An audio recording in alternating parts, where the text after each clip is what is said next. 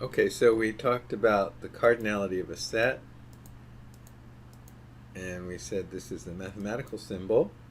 And then we looked at this example where we had a vector, which we're going to be our model for a set, and we looked at the length, and then based on just using the length, we just renamed it basically, or we made our own function. This is usually called creating a wrapper around an existing function. So we put a wrapper around the existing function, and in our case it was really not necessary, but I just wanted to do an example of a function and to give it a name that we'll use.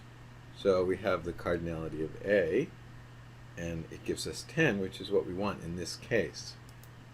However, we saw that if you add an NA to A, so now we have actually 11 slots in D, and we ask for the cardinality of D, it gives us 11, but in some cases that doesn't make sense for us. So I wanted to talk about a way to ignore the NA. So that's what we're doing now, and it's this function here. I called it cardinality remove NA. So it's the same kind of thing, a function definition, and then we have the body of the function here. So it's this statement here. So I wanted to explain how this works, and whenever you have an expression like this, is basically a bunch of things embedded inside one another, basically like composition in mathematics, function composition basically. In that case, you always, in order to understand how it works, you always want to go from the inside out. So from the inside out, we would look at this thing called, which is is.na applied to this A. So let's take a look at this function from that point of view, starting from the inside and going out. Okay, so here's that same function right here, and I started to look at it from this part first. So let's go back to here. So first of all, we need to define A and D. So let's do that. So let's run A, and then let's see what A looks like. Oops. Okay, and let's do D, and let's see what D looks like. So we see that D and A are the same, except that D has the NA at the end. Okay, now let's also just test the length function here in this video. So let's check the length of that, and let's also check the length of D. Of course we get those two. Okay, now let's so the first part of the function, the most the most inside part of the function is here. The innermost part of the function is here. So this is a function called is.na, which we might check to see what that is.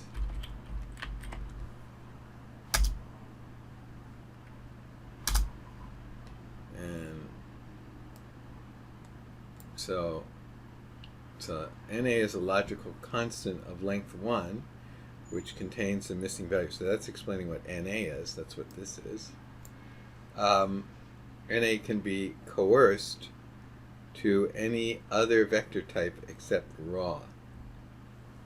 Okay, still talking about NA. Oh, I guess you can replace NA with other things or coerce it. We'll talk about that later. And it says some other things. The generic function is.na indicates whether elements are missing or whether there's an NA. So in other words, when you apply is.na to some vector x, you're checking to see whether there are any NAs in x. Let's just try is.na to Na itself. Okay, so what is Na does is it returns either true or false. It returns a Boolean value, and of course in this case Na is there. If I try, by the way, let's try this. Is Na, and apply it to 2 or any element. So no, that's not an Na. So the only thing that is Na, I think maybe Nan might also be Na. Let's try that. Is Na, how about that? How does R treat that? Is that Na or not? Yeah, that's also an Na. We talked a little bit about Nan. Okay, so those are the two things that can be called Na, that is Nan and Na itself. Okay, other things like, how about this?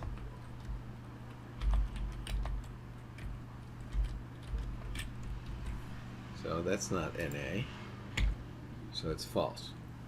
Okay, now you can actually, though, the thing that you put into Na does not have to be a single element. You could put in 2 elements. So you could do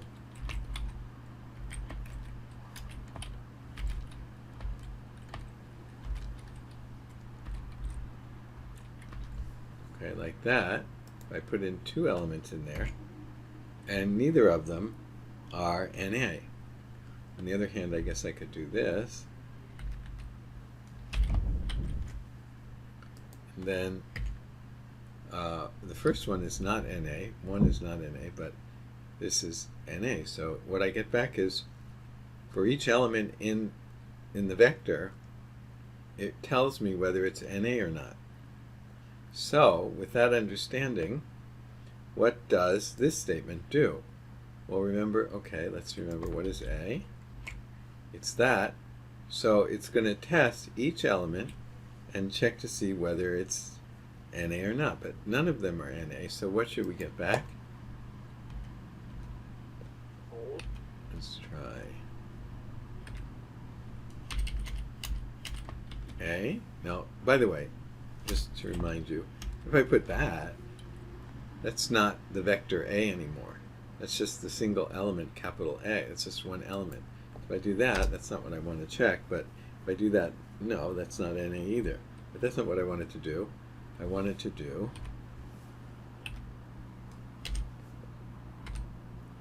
that. So what am I testing? I'm testing whether each element, where is it here, is Na or not, but none of these are Na. So what is it going to say? It's going to say false for each one. Okay, so for each one it says false. However, if we do that on D, what's it going to do? Well, remember, maybe let's see, what is D? Let's remember what D is. So D is the same as A, except I tacked on an Na at the end. Where is that? Here's D, and I just added on an Na there. So if I do is Na on D, what do I get? I get the same thing I got before, false, false, false, up to here. Then there's one more item, and that's going to be true. Okay, so now we see what that part of our function is doing. Remember, we're talking about this function, which I called this, and the body of the function is right here. And the innermost part is what we just looked at, which is here. Okay? Now what is this symbol? Well, we didn't talk about this, and actually I talk about it later, but it's coming up here, so we have to mention it. So this is the not operator, which means it gives you, if something is true and you write this in front of it, it becomes false. It's like if today is actually a sunny day, and I say today is a sunny day, that's a true statement. But if I say today is not a sunny day, that becomes a false statement. So that's what this not does. Just is makes anything that was true, it makes it false, and anything that was false makes it true, just like the word not does in English. Okay, so let's just test that. Let's run, well, let's just run the same thing, but, oops, there. Let's run not on that. So before we got all falses for this one, right? Let's see. We got all falses for this one. So now we're going to get all what? All trues, like that. On the other hand, if I do it on this one, I got all falses except for the last one, which was true. So now I'm going to get all trues except for the last one, which will become false. Okay? So that's what we have here. Okay. Now, so let me try this, sorry. Let's see if this works. This is what I meant to write.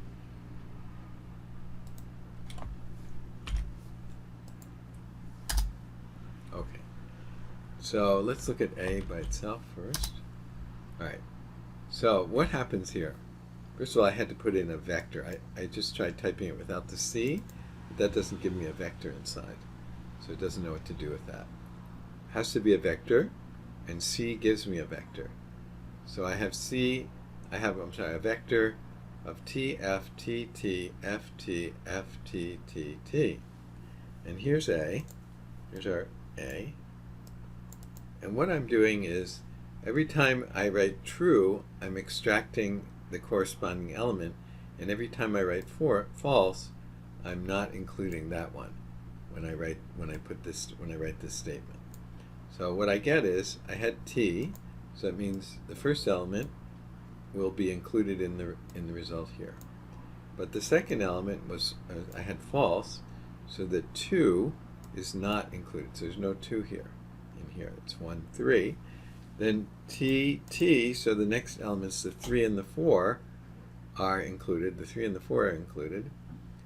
Then the next one is false, so the 5 is not included. The next one is true, so the 6 is included. False, the 7 is not included. True, true, true, the 8, cat, and dog are included. So when I do this, I'm extracting from A only the ones where it's true. Now you can write, I see that I was lucky that I could write capital T instead of having to type out all of true each time. But so that's how this works. So this is a vector of a logical vector, we say, or Boolean vector, or just a vector of true and falses.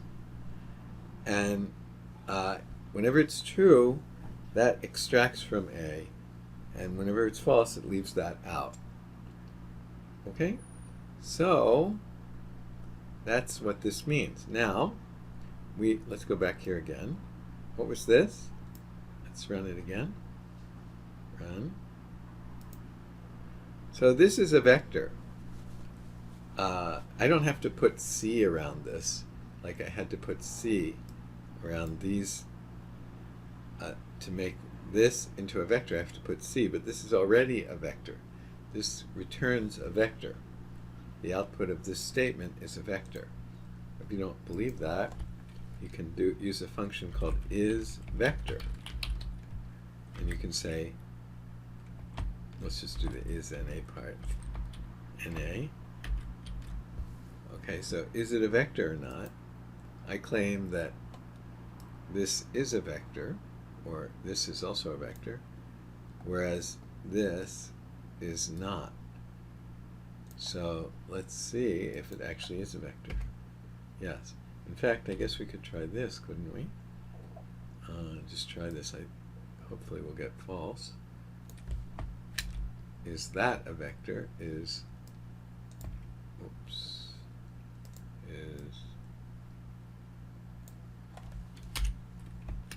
that a vector? No. Not a vector. Doesn't know what to do with those. Okay, you have to make it into a vector, and that's what C does. Okay, anyway, so where are we? Okay, so I said that we were here. So we are I'm sorry, we weren't there. We did this, and we saw that any place where it was true, we extracted it. Now this is also a vector. So I can put this inside of this A square bracket and ending square bracket, because I can put a vector in there, and it's a Boolean vector. So I'm going to do that. So I'm going to put A, and then this Boolean vector. Let's do, which one should we do? This one. So if we do this one, what's going to be the result? Remember, A had, oh sorry, I don't want to do that. I want to do D. Remember, D had how many elements? Or was D? Somewhere, all the way back here. Here's D. It had 11 elements. The last one was an NA. And so when we did is NA, we got all of them except the last one was false and the last one was true. And if we did opposite, I'm sorry, not NA, ND, NAD, sorry, whatever. Anyway, so now I'm doing the opposite of that. So I'm going to get all trues except for the last one is going to be false. So I'm going to put that, or in other words, I'm going to put this into D. So what's it going to do? It's going to extract all the elements of D where it's true. So which ones are it going to extract? All the non-NA ones. In other words, all but the last one. So that's what we get. So going back to here, we get all of them except for the NA one. It extracts all of them where it was true, and that's all of them except for the last one. Okay, so if we do the length of that, I'll just copy and paste it here. If I do the length of that, the length is 10. So remember I said at the beginning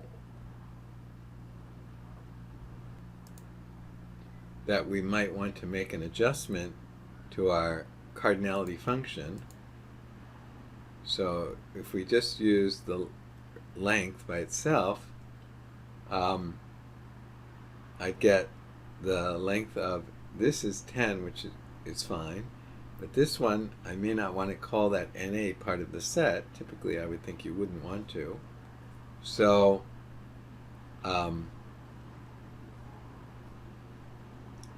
so I adjusted it by writing this new function. And now, if I run the new function on D, I get 10, which is what I want. But now going back to the other issue, which is what happens if you get a repetition in the vector. Now, as a set, you don't want that to be counted twice.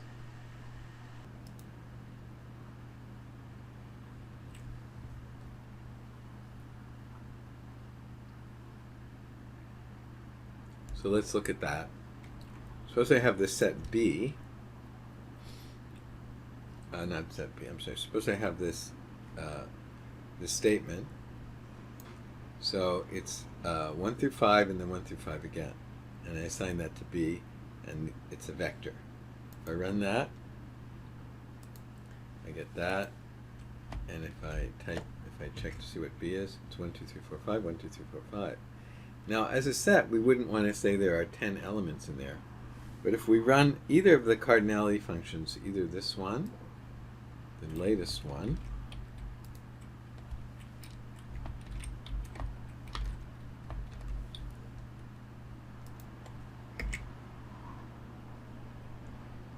I never bothered to find it.